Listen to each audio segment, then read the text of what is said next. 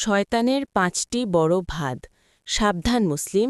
আসসালামু আলাইকুম ওয়ারাহমাতুল্লাহ। তুমি কি জানো, শয়তান প্রতিদিন আমাদের জন্য ফাঁদ পেতে রাখে গুনাহকে ছোট মনে করানো। সে বলে, এটা তো ছোট পাপ, কিন্তু ছোট গুনাহ একসময় পাহাড় হয়ে যায়। ছোট পাপ বলে কিছু নেই, ভালো কাজ পরে করার প্রলোভন। নামাজ পরে পড়ব, এই পরে শব্দটাই সবচেয়ে বড় ধোঁকা। পরে নয়, এখনই। রিয়া, লোক দেখানো ইবাদত।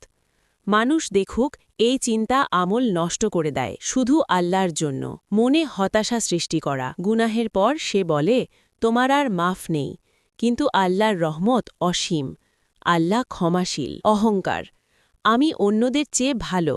এই অহংকারই শয়তানের পতনের কারণ। অহংকার ধ্বংস ডেকে আনে। শয়তানের ফাঁদ থেকে বাঁচতে চাইলে নিয়মিত নামাজ পড়ো, কুরআন তেলাওয়াত করো, আর আন্তরিক তাওবা করো।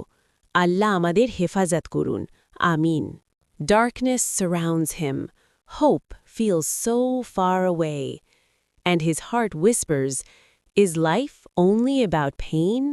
Then, from the distance, a light emerges, like the mercy of God breaking through the darkness.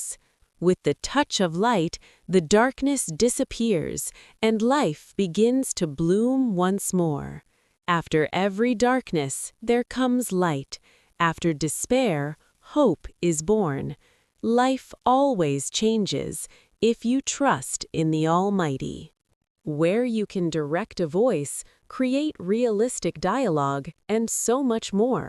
Edit these placeholders to get started.